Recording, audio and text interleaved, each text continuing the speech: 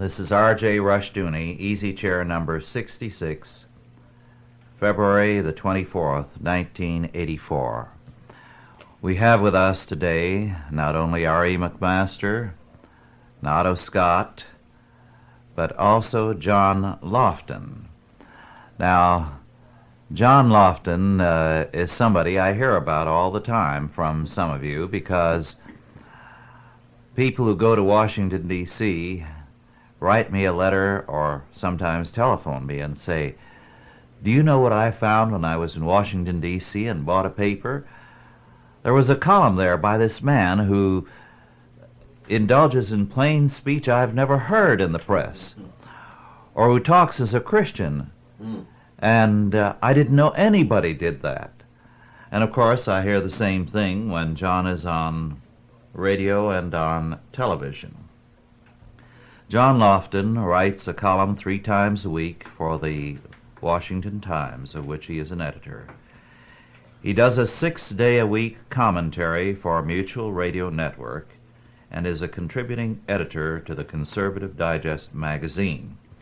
Now, John tells me he is also a member in good standing of the American Society for the Conservation of Gravity. However, I suspect he is the founding father of the organization, and I'm going to line up and be one of the members, because it's obviously a worthy cause, John, is it not? Well, yeah, it certainly is. Unfortunately, we're almost out of time with only 58 minutes left, so there'll be no time to discuss the gravity. But it is our most rapidly depleting resource with increasing space shots and tall buildings and countless numbers of elevator trips. We're losing it at a frightening rate. We have a federal agency plan to take care of that problem? Undoubtedly, in which case, 10 years from now, the gravity crisis will be twice as bad. You'd better speak to Mondale about it. Oh, yeah. Will they charge for gravity, do you think? It'll be rationed, each according to his height, because if you're shorter, you use less gravity. Let's not get off. Well, I hear Mondale's antagonistic to gravity because he's never had his feet on the ground anyway. Oh, good. But you said he was an economist. I don't want him to be funnier than I am now. Although looks isn't everything, Ari. Well, John, how is it living in the midst of the circus there in Washington? Well, it's fun, but it's very difficult sometimes to avoid being dragged into one of the rings.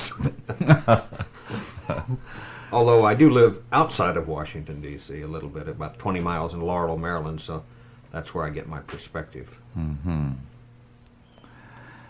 John, you've tangled with some of the leading liberals of this country. Whatever that means, right, I have. What's your general impression of the liberal morale today? One man in politics, a conservative, told me a while back that there is a growing uneasiness and insecurity among them, that they all have battle diarrhea. Would you like to comment on that? Well, I think I can confirm that they have at least a battle diarrhea. I think they're destroyed. They don't have anywhere to go. They no longer, of course, call themselves liberals. They're progressive now, so they're even lying about what they are.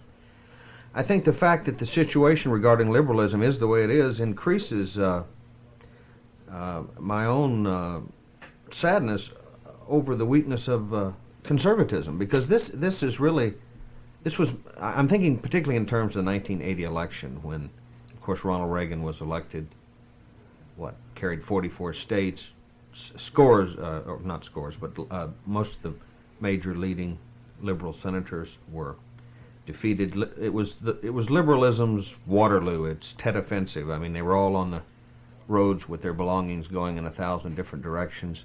That was a time, of course, to attack, and Mr. Reagan did not attack. His agenda has been so weak, it's been so inadequate to the task. And it's very sad, because I don't think there is any liberalism there anymore. We have 2 candidates who are both notable for their inability to see issues. How do you assess the picture there as far as the election is concerned? Well, I think if Walter Mondale is the candidate of the Democratic Party, that Ronald Reagan will demolish him. That it may be a landslide as large or even larger, although Mondale will probably sweep the District of Columbia. Reagan would probably carry 49 states. Unless the economy does something drastic. Sure. Yeah, I was thinking more in terms of if the election were held today. Yes. Because I know you wouldn't ask a question. What if it was held months away? Because what you just said might happen could very easily happen. How have the hardcore conservatives, especially the Christian conservatives in Washington, reacted to this betrayal of the Republican Party's platform pledges and Reagan's campaigning?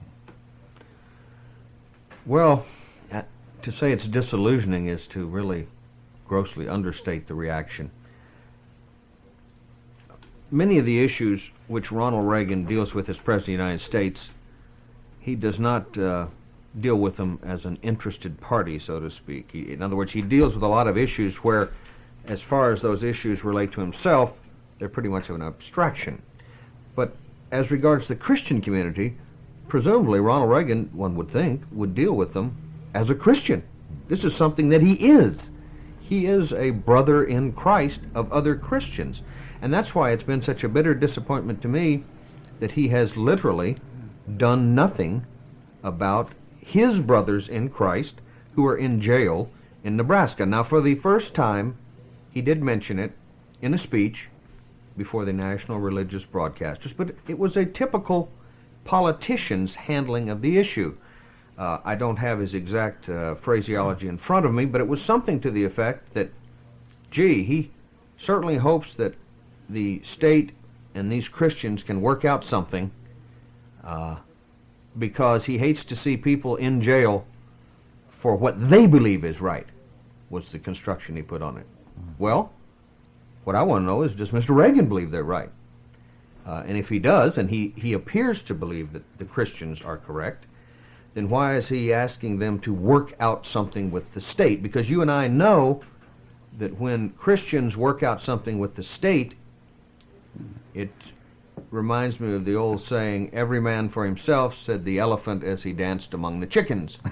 When the state works out something with a Christian, it usually means that the state has the gun to the Christian's head, and you don't have to be Gene Dixon to know what the outcome of that is going to be. John, I was there in Washington in March 1980, just following the inauguration, and one of the things that bothered me immensely then was that Reagan sat back in California and allowed so much of the Washington Republican establishment and the Eastern establishment make key appointments to key positions to run this administration, and basically he's been one that's delegated authority, decision-making, and responsibility. And that, to me, has been the trend of this entire administration. Well, it certainly has. When I was the editor of the Conservative Digest 1 month into the Reagan administration, 1 month, 30 days after the man's hand came off the Bible at his inauguration, I wrote an open letter to Ronald Reagan which said, in effect, Dear Mr. President, your mandate for change is in danger of being subverted because you are appointing scores of people to very important positions throughout your government who are not Reaganites, who are not conservatives, who not only have never lifted a finger to help you get elected, sir, but many of them worked against you. Many of them spent a large part of their political lives trying to deny you the White House. The bottom line was that there would be no Reaganism without Reaganites, that people are policy, and I knew that Mr. Reagan is a reactor. He is not an actor. He signs off on other people's ideas and proposals. He may chew the carpet, he may roll on the floor, he may throw his glasses, but he is the kind of guy that swallows and checks the little box on the memo. Listen to him when he explained, or tried to explain, the largest tax increase in history, which he signed off on. He said repeatedly publicly that he didn't like it, that it was tough medicine to swallow. Well, there are one or two things you can do when you have something in your mouth that you don't like. You can swallow it, or you can spit it out. And Mr. Reagan has not spit out any of the bad medicine that's been put in his mouth. He has swallowed all of it. One other aspect. It seemed to me that Ronald Reagan was far more comfortable in the Hollywood aspect of Washington, D.C., the pomp and circumstance, than he was in the tough, philosophical nitty-gritty of establishing policy during an era of conflict. Well, once again, that dovetails with my assessment of Mr. Reagan, and it is not a pleasant thing to talk about. I have wanted Ronald Reagan to be president since 1968. I would appreciate it very much if no one here pressed me on that point as to why, but I did. And I did not do it, though, with the complete hope that he would, of course, be everything he said he was going to be, because those of us who have known and watched Mr. Reagan for all these years know that he has always talked a better fight than he has actually performed when he got into the ring. But he is not a person who's terribly engaged in this job. He is a delegator, and as a management style, I don't have any problem with that, but it's very important that the people that you delegate to are people who are your people, who share your views. That's why, again, I wrote early on that Mr. Reagan runs a very loose ship, and when that's true, it matters greatly what the crew thinks, because Mr. Reagan is going to be down in the captain's hold, or up in it, wherever it is. I was not in the service, so those members of the Navy who are listening to this, the ship, I called it probably, boat, big boat, the pointy end of the boat. Mr. Reagan is in his cabin. He rarely comes on deck. If there's a loud noise, or if the cabin's filling up with water, he may mosey up there, Or if there's a party. say, if any of you have time at some future date and would like to write me a note as to what caused this, I would like to see it, but it's not urgent. I mean, he's a very laid-back, disengaged guy, and when other people are running the show and they're not your people, you have a severe problem. Indeed, when you're president, the country has a severe problem. There are two things. One, like Robert Kennedy putting the American flag in his lapel when he wanted the presidential nomination, coming out for law and order, Mr. Reagan has trimmed his sails to the religious winds. In speaking to the religious broadcasters, and according to the accounts I read, he brought them up to a standing ovation. Mm-hmm. Several. And several. And the other point is that when trends develop in a country from the bottom up, as they have here in conservative terms, there was, for instance, in Mexico, a 10 or a 15-year period when the revolution was consistently represented by men who didn't believe in the revolution. And they betrayed their followers one after the other, and were discarded one after the other, until finally the movement stopped trying to preempt men from the existing governing class and began to throw up leaders from within their own ranks. And it occurs to me that this has been the basic fallacy of the conservative movement so far. It has gone out and it's tapped Goldwater's shoulder. It accepted Nixon. It was willing to accept Ford. It went out and tapped Mr. Reagan, but it has not thrown up its own leaders.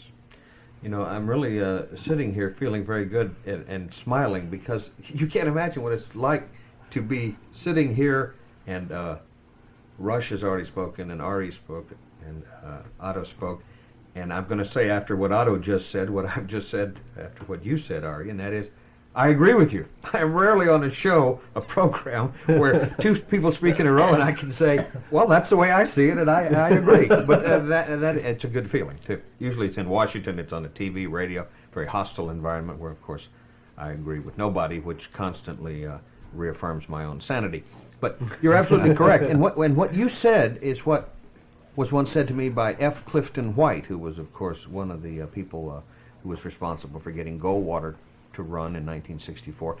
And what F. Clifton White said was significant to me, because F. Clifton White is not a rigid conservative ideologue, whatever exactly that is. He is not a hardcore conservative. He's been pretty much a traditional Republican who has leaned to the conservative side. He, as a rule, you'd not find him in the forefront of any conservative insurgency. He would not be for, say, putting in a Reagan over a Ford. He's just not like that. But he was coming out of the executive office building, which is next to the White House, a couple of years ago, I guess, and we stopped and chatted, and I asked him what he was doing there, and he was speaking to some of Mr. Reagan's aides. And I said, "How do you think things are going?" And he said, "Not well." And I said, "Why?" He said, and it sounds like almost exactly what you just said, and the listeners must know there's no choreographing going on here. He said, "This administration has in it too many mercenaries and not enough revolutionaries." My own words were, too many document stampers, too many time servers, too many resume builders, too many people who can teach that the earth is round or flat, or if you really made it worth your while, that there was no earth. But you know, there is a point beyond which we cannot blame the aides, and in the last 3 years, I have moved beyond that point. Jim Baker, the chief of staff, Richard Darman, Mr. Baker's aide, who is a former protege of Elliot Richardson, the liberal Republican from Massachusetts, David Gergen, former director of communications, who has now left the administration, Mike Deaver, very liberal aide, glorified coat holder for Mr. Reagan, chamber pot emptier, I guess, combination. We don't want to underplay Mike's duties. There's only so far that you can trash these people. There's only so far that you can blame them, because every single person that I have just named, and more, who are of the liberal moderate persuasion, are there because Ronald Reagan wants them there. They didn't break into the White House and put their names on the payroll. Ronald Reagan is surrounded by people that he wants to be surrounded by. That's right. They had prestige and status, and that seems to tie into his imagery in both the governorship here in California as well as his Hollywood experience. That's right. I think he is a man who Credentialitis, as you mentioned. Yes, he's very big on credentials and experts, and I think he's very satisfied with the trappings of this job and the pomp and ceremony, and not terribly engaged, to perhaps, say the only understatement in this hour, in his job.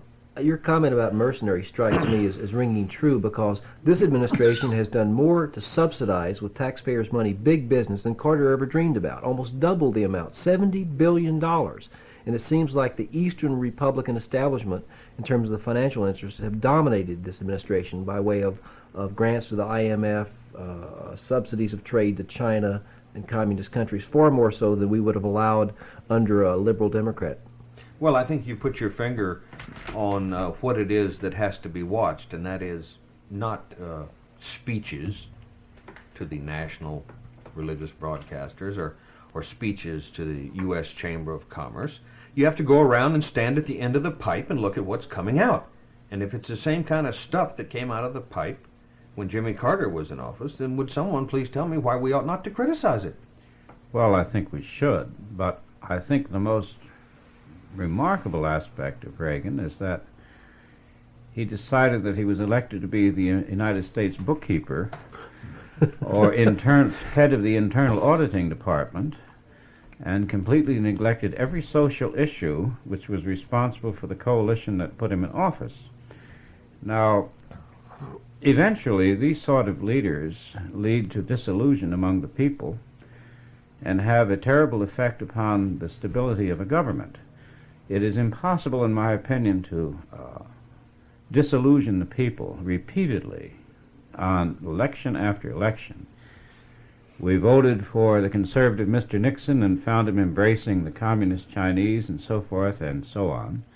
And this sequence has been played out now with both Republican and Democratic candidates. Jimmy Carter campaigned on a conservative program and turned into a marshmallow or a killer rabbit or whatever you want to call it. And I don't think this progression can continue forever. By the way, that's one of the things I say is the way that you can tell Mr. Reagan from Mr. Carter is that Mr. Reagan has not yet been attacked by a killer rabbit. Although it may be happening as we speak. Or a killer economy. Or a killer... Which may be the reason why he's enjoyed this protection from disillusionment from his constituency. But you know, Otto, you raised a very important point. I mean, I would like to think that the American people, the ones who voted for Reagan, particularly religious, particularly Christian Americans, would realize that a number has in fact been done on them. I'm not at all sure of that at all. You alluded earlier to these standing ovations. That disturbed me. To the president. You know, maybe it's protocol, maybe they want to be nice, maybe it's sentiment. I fear that a lot of them, a lot of Christians, a lot of our brothers in Christ are going to be, what's the exact word? They're going to be fooled by these speeches. I just don't think being a Christian means you have to be a sucker. That doesn't mean you have to boo. That doesn't mean you have to boo Ronald Reagan there or throw fruit at him. But boy, it would be hard as a Christian to vote now for Ronald Reagan. Yes. Let me tell you a little story in that connection. After Carter ran as a born-again Christian and pulled the Christian vote, and people were disillusioned. Then, of course, in the next election, you had Anderson and Reagan both running as born-again Christians. Well, after Reagan's election, a very fine friend, someone who listens to these tapes, was asked, he's a pastor, was asked to go and meet with the top Democrats in Virginia for a meeting in which they wanted to know what had happened to them. Why had the Christians turned out as they had? And he spelled out the Christian disillusionment with the Carter administration, the Christian demand for a more godly perspective with regard to civil government. Well, that was a very promising meeting. But when Reagan promptly began to neglect the Christians and to kick them in the teeth, and 2 years ago, last month, introduced a bill to control the Christian schools, as radical a bill as we had ever seen, which was only defeated by a tremendous outcry from the Christian community, the Democrats then felt they could afford to neglect the issue. So you have both parties now feeling that the biggest single group in the United States, the born-again Christians, 55 million adults, represent the one element in the population that both parties feel they can neglect. Now, if the Christians continue to allow themselves to be made suckers by going on and voting for these people and these parties, they're fools. They deserve what they're going to get. But I am ready to predict that a revolt is underway, that within a year or two you're going to see a tremendous realignment of Christians in this country.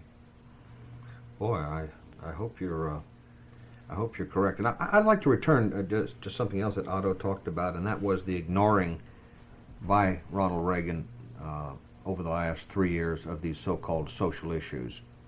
Because Christians should be very careful and very leery of the fact that these issues are being talked about quite often now by Mr. Reagan and his aides. In fact, the morning of today, I woke up with White House Chief of Staff Jim Baker on the 700 Club talking all about how they're for school prayer and everything. But the fact of the matter is that for the last 3 years, the Reagan administration, on these so-called social issues, school prayer, abortion, variety of other issues, has done nothing. Absolutely nothing. They have drafted no legislation. Now, Ronald Reagan made a speech. He talked about abortion in that speech to the national religious broadcasters. He talked about how the unborn baby feels pain. He talked about how many abortions occur every minute. But what has Ronald Reagan done other than make speeches denouncing abortion? You would not stand before the Congress of the United States, as he did in his State of the Union, and talk about how many blacks were being lynched every minute, and we've got to do something about it, and as soon as someone sends me a bill, I'm going to sign it. That's not legislation. If you think human beings are being murdered, wouldn't you send up your own legislation to stop it? He has scores of people on the White House staff, in the Justice Department. Their whole jobs, and they make $40,000, $50,000, $60,000 a year, is to draft legislation.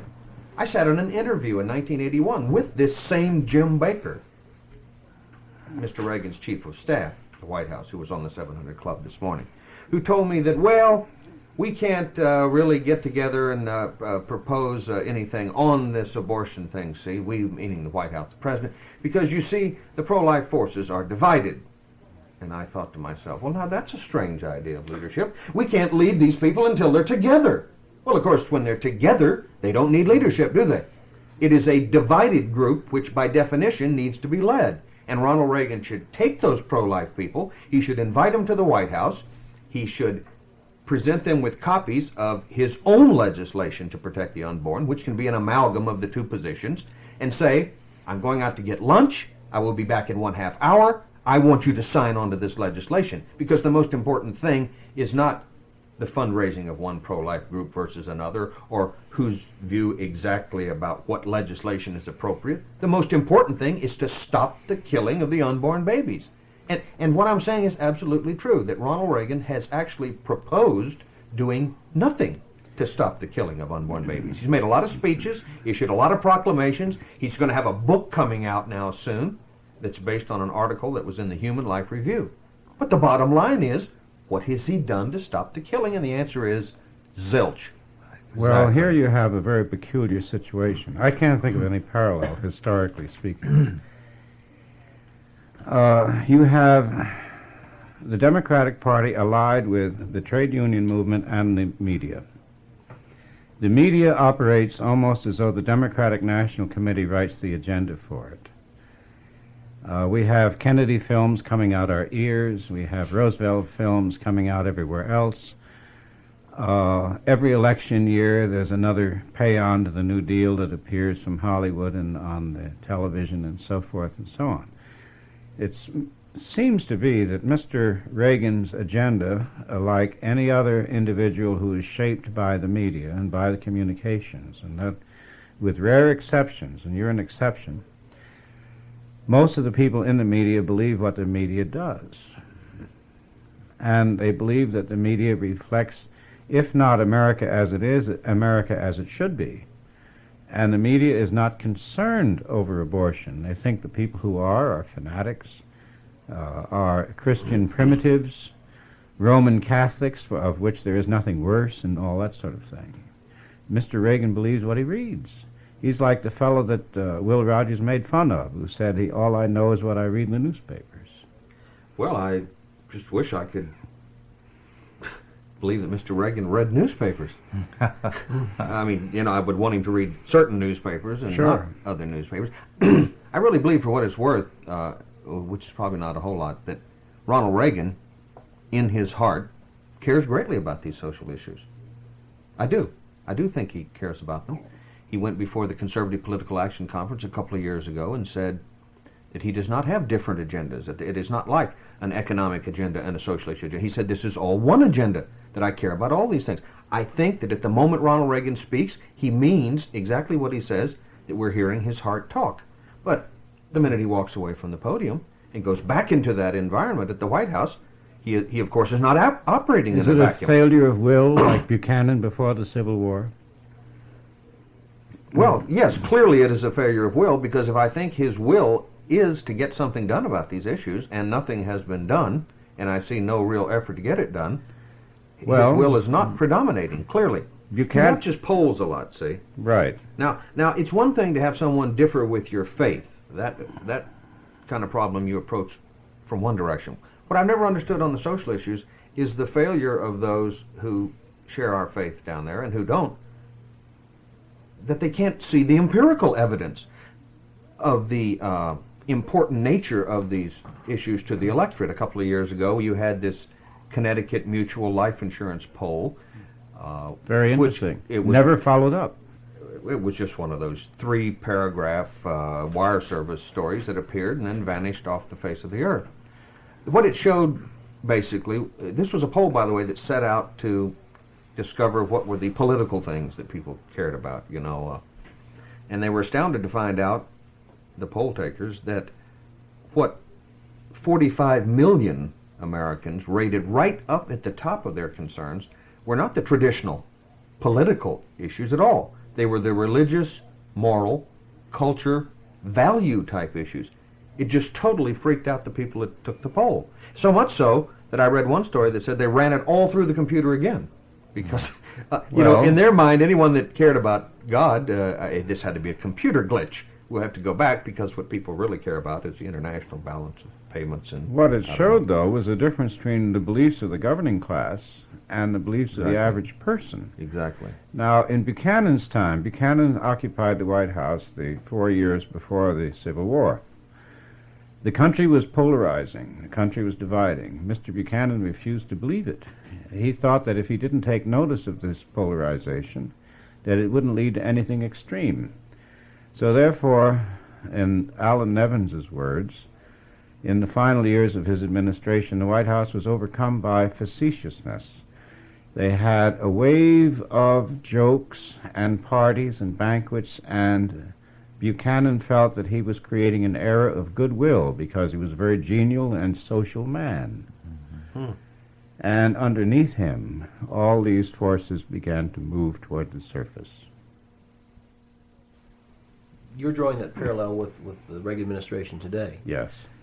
Another point. I think he's suggesting that it's a possibility, right? You're not absolutely sure it's going to happen. Oh, no. Yeah, okay. Draw another parallel. When I lived in Southern California, I used to see very frequently a fine woman, Italian and Catholic, who spent part of 1 year in Rome.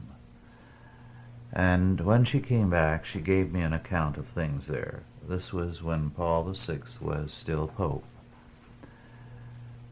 She said, Paul VI is a Pope who has said he wants to be loved. But because he is moving in terms of that personal desire rather than the faith, she said the most horrifying thing in Italy was the graffiti against Paul that you would see everywhere. So Carter and Reagan have both sought to be popular, to be loved, I suspect. And they have demonstrated themselves to be ineffectual. And Carter was very much detested, and I'm afraid Reagan will be the same. Well, what can you say about an individual who comes up to you fawning all over the place, trying to ingratiate himself? Yes. John, what I hear you saying... Well, of course, occasionally I like that. Otto. That's so rare for you. If he kisses your foot. Well, let's say the first example has yet to happen. What Outside of you three guys, of course. What I hear you saying is perhaps And you, Chuck. is that the American public, perhaps a reflection of Reagan himself, is not distinguishing between the personality of Ronald Reagan and his inaction on the issues. And furthermore, this deception runs the risk of being an orchestrated campaign strategy into capturing the American Christian community again, into supporting Ronald Reagan while deceiving them with regarding to his real actions, or lack thereof, with regarding to their agenda that got him elected in the first place in 1980. One of the problems with these historical parallels, of course, I, having never lived in another age that was arguably heading toward the porcelain facility, as Johnny Carson calls it, you want to think that things are going to turn around. You want to impute a degree of awareness in everybody that they're going to wake up. But certainly in times past, we know they, of course, not only did not wake up, they ran faster toward the porcelain facility for reasons which are not entirely clear, but we know where they ultimately ended up. I really wish that I felt strongly that, they are on to Reagan, and I just don't feel that way at all. And when I see something like those standing ovations by the religious broadcasters, again, not that they had to hoot him or boo him or throw fruit at him, but a very cool reception at the very least was in order, because the media notices this. See, they will play the proper spin on it. I'm just not at all confident that a lot of Christians are not going to, politically speaking, be suckers and once again vote for Ronald Reagan simply because they like his smile, or they liked him in Hellcats of the Navy, or Nancy is, I mean, really, John, she is one of the nicest women to have been in the White House, which of course she is. But what does that all got to do with anything? Or anything that Christians are supposed to care about? Aren't we supposed to have a higher standard? Don't we have a different yardstick? I thought We do. That's why I became one. Well, let me throw out something. Two illustrations. One, I was told by people who had spent some time in Britain that the people there voted for Margaret Thatcher because they were afraid of any more socialism. They did not want any less socialism. Mm-hmm. They didn't want any more. They wanted the status quo. No boat rocking. Then here in California, we had a very improbable governor, Jerry Brown. That's a wonderful adjective. And before both elections, it amazed me that anyone would vote for him because you didn't hear anyone really in favor of him, and people would laugh and say he's a flake. I asked someone in Sacramento, prominent in politics, why Jerry Brown was winning so readily. And he said, you've got to realize the average voter wants a flake or a lightweight, somebody who isn't going to rock the boat. And that was Jerry Brown, except for very bad appointments to the bench. He did next to nothing. And this was his popularity. He lost because the state was going bankrupt and they had to have somebody to do something because the Democratic legislature was really running the show and doing it badly. Let me ask you a question. What would you say to somebody who would say, well, now, of course I'm going to vote for Reagan, but the reason is because I don't think this politics thing means anything. It's the old George Wallace line about there's not a dime's worth of difference between the parties. If it's true that, adjusted for inflation, there's even less difference now, then why not vote for the guy with a nice smile who made good movies and has a nice wife? Why not? Why not, Rush? Why not do that? What does it matter? You have a competition in niceness between Yes, Mr. sure. Reagan and Mondale. If the same bad stuff, politically which is the speaking, goes on, nicer? yes, why not vote for the nicest guy? Well, we have an underlying fundamental problem in that the federal government is going bankrupt, the U.S. dollar is again in crisis, and we have neither candidate for the presidency that is addressing the reality of that issue. Well, it's even worse than that. You don't even have people coming forward Asking questions. who privately agree with that. They will get in behind their candidate. Yes. You can have private discussions in which various congressmen, some of them, their names you would know if I were to tell you, who will say privately just what you say, but they are not going to come out and challenge Reagan. They're not going to come out and even criticize the position he's taken on the issue. That's how deep this problem is. What's your perspective on Feldstein? Martin Feldstein. Well, the first thing is there's a problem in pronouncing his name, or different points of view. I don't know. I mean, this is, I don't have much of an opinion on that. Well, you've touched upon something If interesting. he works for the government, my philosophy is he should be fired. Well, I Vote no, Probably true. Is he on the government payroll? Well, I hate him. But- I'm just kidding. I don't hate. But as Americans, we grow up amid giant, flourishing euphemisms. This is a country which developed an Aesopian sort of language. We very seldom say what we mean. We very seldom level because it's going to get us in trouble with one group or one person or some trend or whatever. It's going to make us seem odd and true, etc. Now, this corruption of language, which leads to confusion of thought, has finally reached the national political stage, where there is absolutely no relevance to the speeches that Mr. Reagan makes to reality, or that Mr. Total disconnect, Mondale I agree with makes, you. or that any of them make. Now, They're being packaged like soap, basically. well, not even soap. Well, even because soap soap adds is a a more product. truthful, that's right. Soap is a product. At least it's going to lather. At least you can empirically test it. You're So- saying it's like yeah. you're saying So here we candidates like pillow fighting with a cloud, right? Well, that's right. We're But you're we're on- surrounded by double talk. So, and how are we going to get to the issues? Well, but Rush Otto. has written about this for decades now, and it is the political equivalent of the will to fiction, Yes. of the desire to believe that which is totally It's a untrue. fantasy world. There's a total disconnect. Total. They don't even touch each other at any point between what Reagan says and what actually occurs. Otto, I think you've made the best statement about our present situation when you commented a while back that no one on the cabinet level in recent years has been fired for doing something wrong, only for saying something wrong. Yeah, Jim So Watt the- and yeah. so forth. Yes, the appearance is everything. Reality means nothing. This is the will to fiction. You maintain the facade. May I tell you a frightening, horrifying story about our president that I have never talked about publicly? This tape is not going to be listened to by anyone, is it, Rich? In one of our meetings with Ronald Reagan, we talked with him about his former foreign policy advisor, Richard Allen, who left office because it was revealed that there was $1,000 in his safe from a Japanese magazine. Evidently, Mr. Allen had played a role in getting this magazine an interview with Mrs. Reagan. Mr. Allen also got, I believe, a wristwatch as a gift, a gold watch. What was the price of gold then, Ari? Who cares? Anyway, he went. He had to be deep sixed. He had to be thrown over the side, and he left his job. He was forced out. He was de facto fired. Now, Richard Allen was a pretty solid conservative, relatively speaking. And in our meeting, we asked Mr. Reagan, since it seemed sort of piddling, why did he go?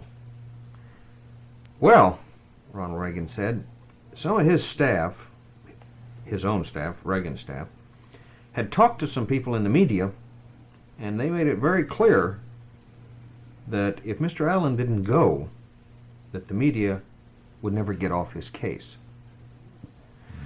Now, there was a pause, and I didn't say anything else. And I guess the others also paused to see if there was any other reason for letting Mr. Allen go. And Mr. Reagan said nothing else. Now, if what Mr. Reagan told us is true, that in effect he was bullied by the media into throwing them a human sacrifice, that is, to my way of thinking, the most corrupt and rotten reason for throwing overboard one of your aides. It had nothing to do, as Mr. Reagan explained it, with any guilt or innocence. It was just the appearance of impropriety. The media would stay on our back, so we had to let him go. That showed who's in charge in this country, and it ain't Ronald Reagan. Mr. Reagan clearly thinks the media's in charge. Well, when they distribute preview cards and the audience votes against the film, they take it off the market. Mm-hmm. Yeah. Well, that's a scary story, though, isn't it? Well, he is an actor. Now, I'll say one thing for Richard Nixon. He would have never done that. Okay. The minute Richard Nixon would have been told that, oh, they want Dick's scalp? Over my dead body they'll get it. Because then they make it an issue of you or me. I can't give in on an issue like that, but Reagan can't. Reagan is a media man. Appearance, performance is his background as an actor. And this also ties into the two anthropological aspects of cultures. They either tend to be pride and appearance-oriented, or they tend to be humble and performance-oriented in terms of productivity.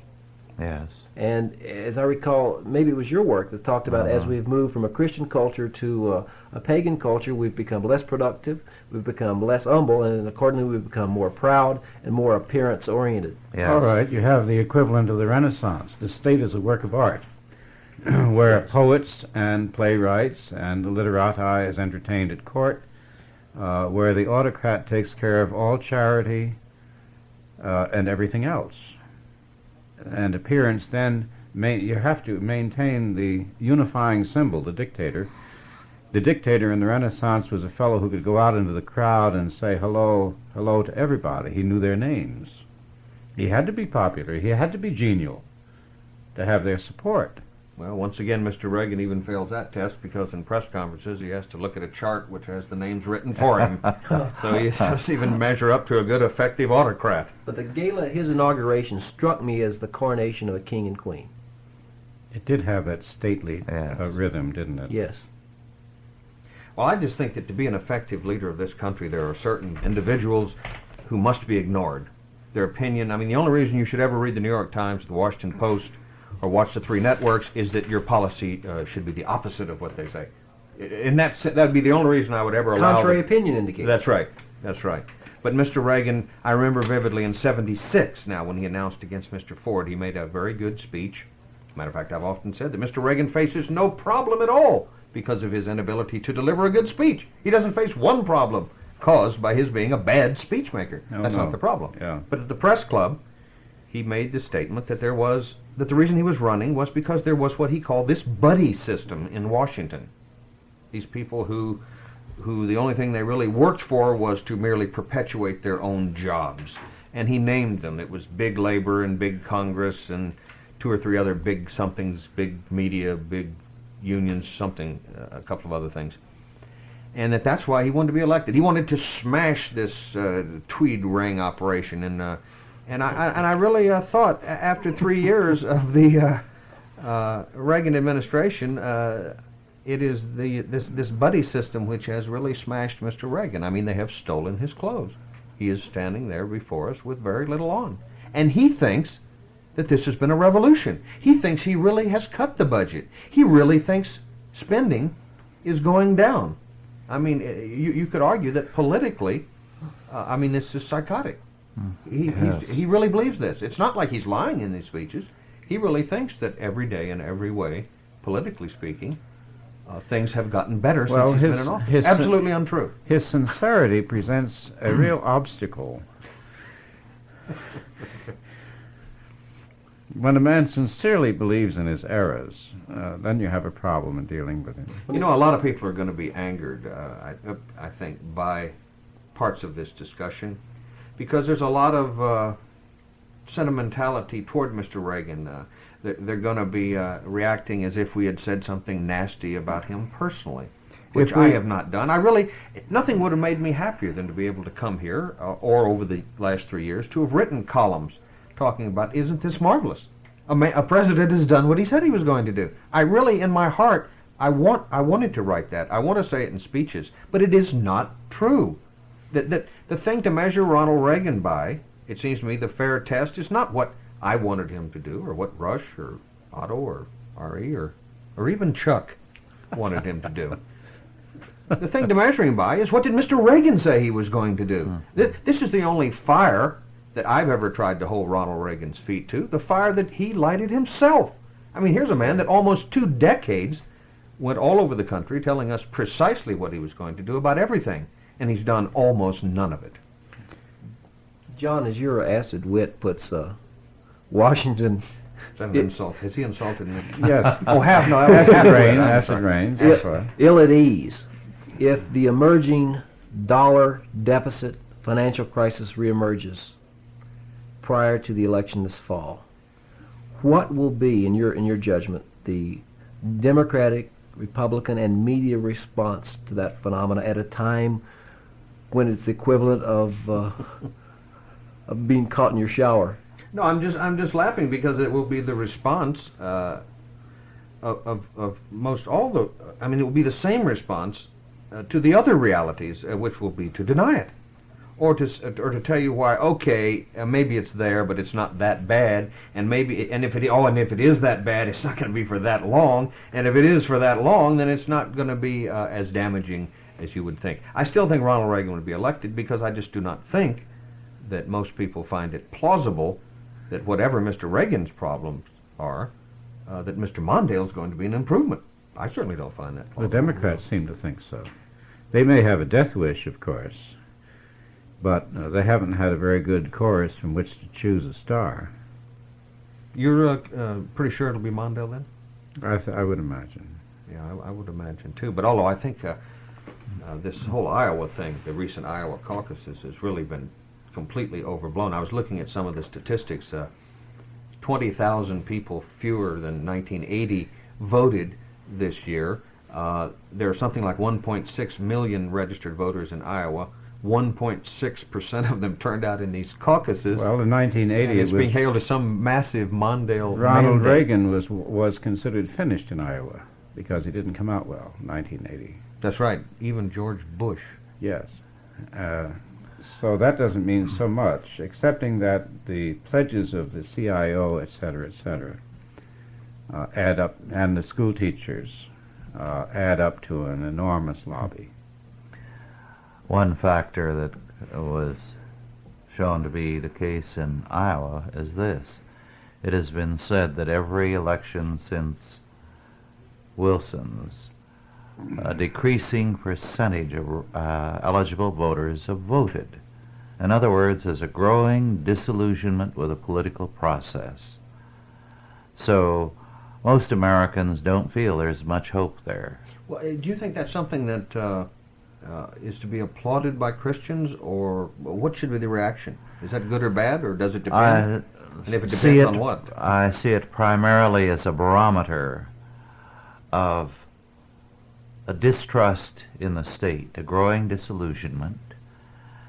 It's also, to a degree, an indication of irresponsibility, but also a belief by the voter in the irresponsibility of the electoral process. So it's not a good index, not something to be happy about. Is there nothing? Is there no aspect of it that it could be considered to be healthy? I mean, one thing that strikes me is that there's a lot about the state, arguably most of what the state's about, that one ought to have no faith in or no trust in. I'm inclined to think that in the long run it's a good sign, because we have here what is essentially an anti-Christian state, an anti-Christian government. There's very little question about that. I agree. And as it loses the support of the people, and as Christianity continues its revival among the people, these things come together for our benefit. Mm-hmm. Nature abhors a vacuum. It certainly leaves a vacuum of power to be filled by leadership that represents the will of the people. Right. John, I've heard from people in Washington that everybody on Capitol Hill gets the Times, and that the first thing they do is to open to page 3 to look at your column and to see what that man is saying. Oh, that's great. You know, it's the old-time magazine thing. People used to read it in the 30s. It was the only anti-New Deal publication in the country. And they read it just to see what they were going to say. You've I hope that's true. You've been the bluntest voice there in Washington. You're the only one there in the lifetime of anyone who has spoken as a Christian.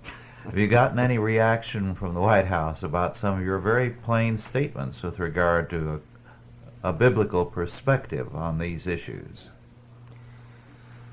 Well, I have. Usually it's sort of anonymously. There's someone who'll call you up and tell you that you can bet that the president saw something, or that something you wrote was the topic of a discussion in a meeting. But you know, really, to God be the glory, Rush. That's the strength every Christian has. That's not me speaking. I mean, I'm at the computer terminal, but frequently they're literally God's words. I mean, they are direct quotations from Scripture, either to start a column or to make a point. And just a lot of very interesting and amazing things have happened. One time I put in a column a direct quote from Scripture, and someone, friend of mine, everybody would know his name here, he's a prominent political person in the Reagan administration, called me up. He was someone I had not heard of for quite a while. He had not returned about 3 of my phone calls, and he said that he wanted me to know that he liked my column and everything, but he thought it was a mistake to put my religion in the column, and he just wanted me to know that. And I didn't say anything, and there was a long pause, and then he said, "You know I'm a Christian, don't you, John?" And I still didn't say anything. He said, voice getting a little louder, "Well, you know I'm a Christian, though." I said, "Well, of course I didn't know. How was I to know?" And I said, "Well, you know, if you're really serious about how you think I shouldn't quote Scripture in the column, I'd like to talk to you about that sometime, but I'm on a deadline now. I can't talk." I said, "Maybe we'll have lunch sometime." He said, "Well, let me get my calendar. We'll make a date now." I thought, wow, this is kind of strange. Here's a guy wouldn't return the phone calls. Now he wants to make a luncheon date. He's a very busy political type. Make a long story short, we had a 2-hour lunch downtown at one of the prominent political restaurants, and we talked for about 2 hours about God and about Christ and our religion. And this was a man I'd known for maybe 14 years, and I hadn't the foggiest notion that he was a Christian. The point is that, as it turned out, my quoting Scripture in my column had led him to call me to say I shouldn't do it, which led to a meeting in which I found out he was a Christian, and we both talked about Christ for 2 hours. And as we parted, he said something, again, sort of indicating a little uncomfortableness about being explicit about one's religion, that he wanted me to know, again, that he was a Christian, but he didn't wear it on his sleeve. And I said that he certainly didn't, that, in fact, for 14 years, I didn't even know it was in his wardrobe. You know, John, my work indicates very clearly that harsh economic reality is going to force government, our government, the government that you write about so clearly, to deal with the religion of Christianity, which is based in historical, economic, factual reality. I disagree. This is the point I made earlier. History is littered with the corpses of civilizations that were smashed by reality, that reality didn't wake them up one iota. It was just like an oncoming train. Again, you think, well, when will that other train... We've all seen that old clip from that old movie of the two engines colliding, and you always wonder, well, one of them is bound to see the other one. This cannot happen.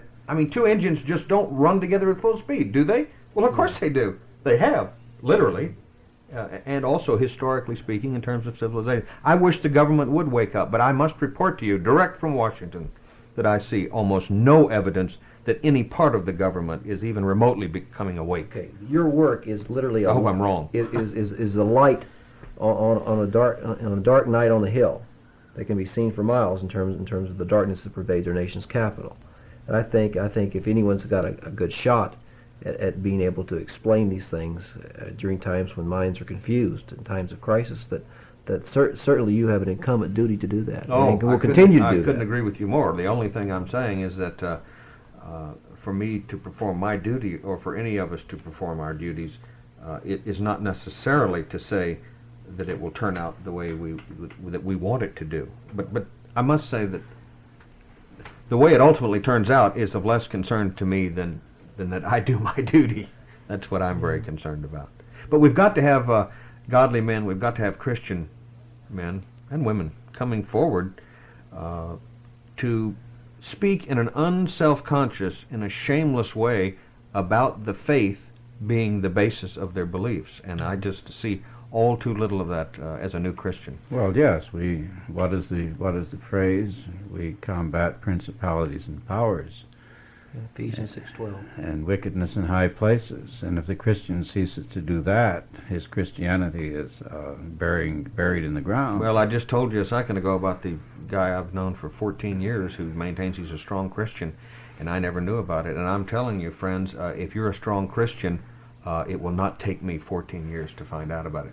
And I just shudder to think how many other people consider themselves to be Christians who have never said anything about it to anybody. They've never written one line about it, or they've never broadcast one line about it. Because if you're a secret Christian, then you ain't a Christian. Rush, this is that an expression of that schizophrenia. Yes. Between Christianity and reality that goes back to what, Aristotle? We really should do a And show on box it. We're running to theology. the end now, but we really should do a show on this, because I have a lot of personal experiences and strong feelings about the extent to which people who consider themselves Christian conservatives have in fact been conservative Christians. Yes. Well, John, I think that's a good idea, and we shall plan to do it sometime later. Perhaps in the fall. Good. Sometime we can get both of you back here, if not Excellent. sooner. And by that time, we will know some things We sure will. that God has in store for us. Meanwhile, we're very grateful to you that you are here and that you have given us this time.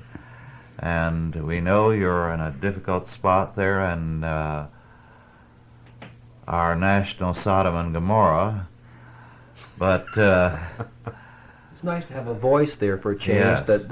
that speaks of Christianity's and religion's a relationship to government. Yes, It's it sure is. new for us to have someone By the way, in if the- prominence if being the, able to express things as clearly as you do to the establishment. The election disproves anything that I've said on this tape. You are to destroy the master. Please. Well, our time is up. Thank you both Thank you for very being much. here, and God bless you in your work.